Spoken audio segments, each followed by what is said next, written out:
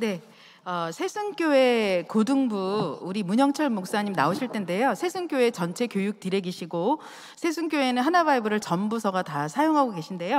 오늘은 특별히 이제 고등부 사역 사례를 말씀해 주실 겁니다. 박수 한번. 네네, 감사합니다.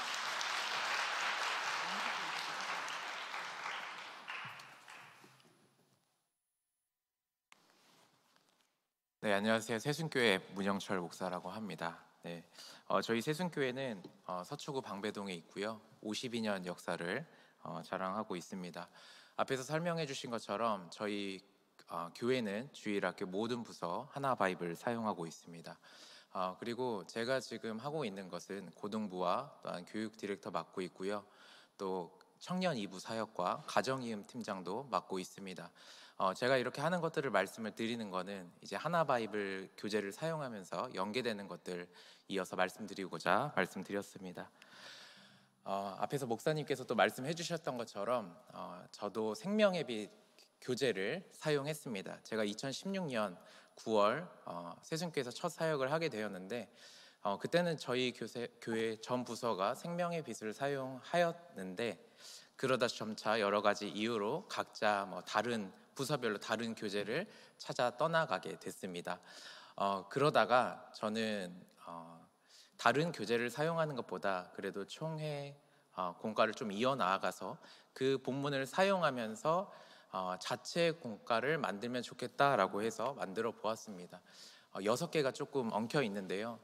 매주 이렇게 자체적으로 공과를 만들었습니다.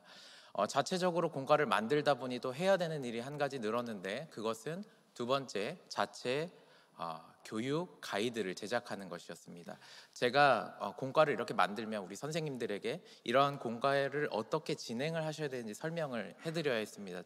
처음에는 페이퍼로 만들어 드렸고요. 두 번째는 영상을 찍기도 했고 그것이 너무 힘들어서 음원으로 제공하기도 했습니다. 이렇게 여러 가지 노력을 하였고요. 그래도 총회공과 본문을 사용했던 것은 교육 체계도가 굉장히 분명하게 잘 잡혀 있어서 그런 부분은 잘 사용했습니다. 이러한 여러 가지 상황 속에서 2년 전에 세순교회 김학겸 담임 목사님께서 부임하셨고 제가 고등부를 사역하다가 교육 디렉터까지 맡게 되었습니다. 그러면서 담임 목사님과 가장 먼저 교육부서에서 변화를 준 것은 하나바이블을 사용하는 것이었습니다. 하나바이블을 사용했던 이유는 두 가지인데 첫 번째는 통일성 있는 교육을 우리 주일학교 아이들에게 할 수 있다라는 점, 그리고 두 번째는 탁월한 교재가 확실하다는 점에서 하나바이블 교재를 사용하게 되었습니다. 네, 저는 이 시간 여러분들과 저희 전체적으로 교육 디렉터 그리고 가정 예배 그리고 고등부에서 어떻게 이 공과를 사용하는지를 사례를 발표하고자 합니다. 먼저는 저희 청소년부는 진행이 숲을 만나다, 나무를 보다, 열매를 맺다, 길을 걷다 이렇게 순서로 되어 있습니다. 이 순서는 제 개인적인 생각인데 기독교 교육에 있어서 굉장히 탁월한 그 교육의 진행의 순서는 아닐까라고 생각이 됩니다. 오후에 네, 함영주 교수님께서 또 교육을 해주시겠지만 제가 자체 교재를 만들면서 참고했던 책이 이 책입니다. 심장을 뛰게 하는 기술, 가르침의 기술. 이건 절판됐습니다. 학교 도서관 가야 찾아볼 수 있는데요. 네, 여기서 말해주는 것은 훅, 북, 룩, 툭 네 가지를 이야기를 해주고 있습니다. 마음을 낳고 성경에 몰입하고 말씀을 적용하고 말씀을 실천하는 것. 그런데 저는 이 네 가지를 잘 녹여낸 것이 하나바이블은 아닐까라고 생각합니다. 네. 그리고 구체적인 적용으로 이것이 삶 속에서 결단으로 일어나게 되는 것이 저희가 이 공과를 사용하는 장점이라고 생각이 들고 또한 앞에서 원장님께서 얘기해 주셨던 것처럼 특별 공과를 통하여서 교육 내용의 동기부여를 할 수 있었습니다. 자세한 거 말씀드리기 전에 한 가지 더 말씀드리고자 하는 것이 있는데 저희가 코로나를 겪으면서 여러 가지 교육자들과 교사들이 고민을 하셨을 텐데 제가 가장 크게 했던 고민은 무엇이었냐면 소그룹으로 공과를 진행하기 어려운 상황 속에서 공과 진행을 어떻게 하면 좋을까라는 고민이었습니다. 이제 소모임이 어려운 상황 속에서 제가 선택한 것은 대그룹으로 한 부서 전체가 공과를 진행하는 거였습니다. 그래서 매주 선생님들께서 돌아가면서 대그룹 공과를 인도해 주셨는데, 물론 소그룹을 통해서 이렇게 조금 더 자세하게 아이들의 마음을 만지고 이해할 수 있는 부분도 대그룹이 그것을 다 할 수는 없지만, 그래도 대그룹 공과로 충분히 사용할 수 있는 교재가 하나바이블 청소년 교재는 아니었을까 생각이 됩니다.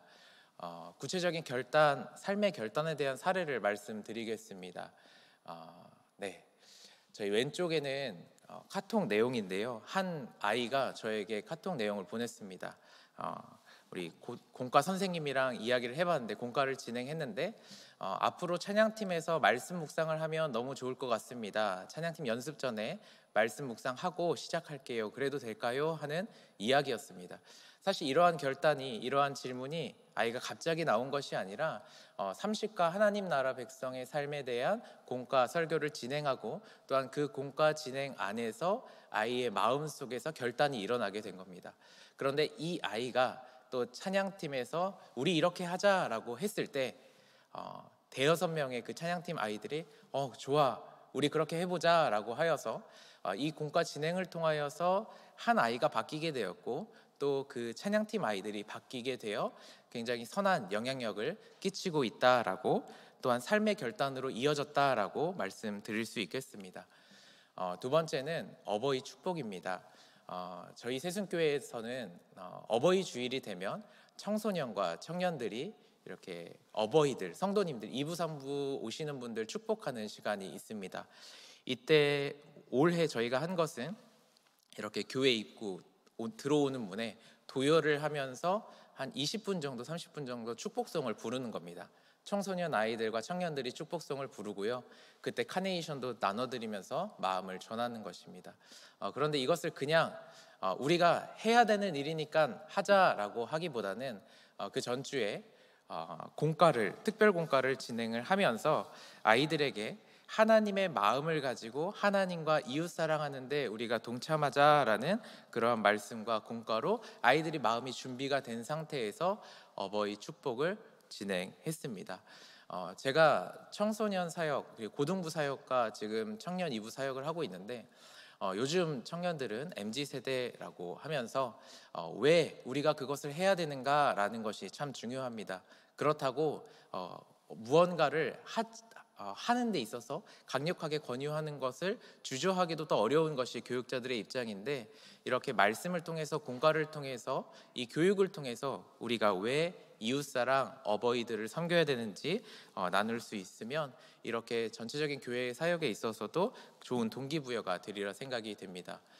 다음으로 살펴볼 것은 하나바이블 교사 교육 영상에 대한 이야기입니다. 저는 개인적으로 사역자로서 강점이 있는 분야가 뭐냐면 소그룹입니다. 제가 소그룹에 대해서 강점을 가지고 있고 나름대로 정리한 문구가 있는데 읽어드리겠습니다. 소그룹을 통해 함께 느끼는 은혜는 인도자의 준비 시간에 비례한다.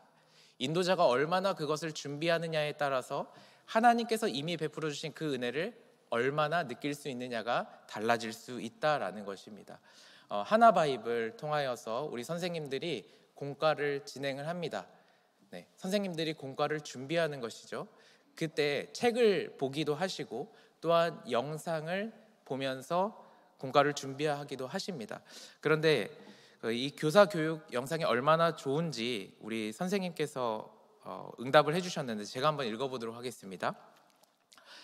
공과 시간에 공과를 진행하다 보면 교사나 학생의 성향에 따라 말씀이 우리에게 주고자 하는 메시지에서 벗어날 수 있는 것 같습니다. 그런데 교사교육 영상은 교사형 공과의 정수라고 할까요? 핵심을 더 간결하고 분명하게 잘 잡아줘서 큰 줄기를 따라 자유롭고 풍성하게 공과를 진행할 수 있도록 도와줍니다. 제가 자체 공과도 만들어봤고 또 교사 가이드도 만들어봤는데 저희 총회 하나바이블에서 나오는 청소년부 교사 교육 영상은 최고인 것 같습니다. 그래서 이 교사 교육 영상을 통하여서 우리 선생님들이 공과를 준비하는 그 시간에 비례하는데 양질의 시간을 들여서 이렇게 공과를 준비하게 되는 것 아이들에게 분명히 더 좋은 은혜 느낄 수 있게 된다고 또 생각이 됩니다.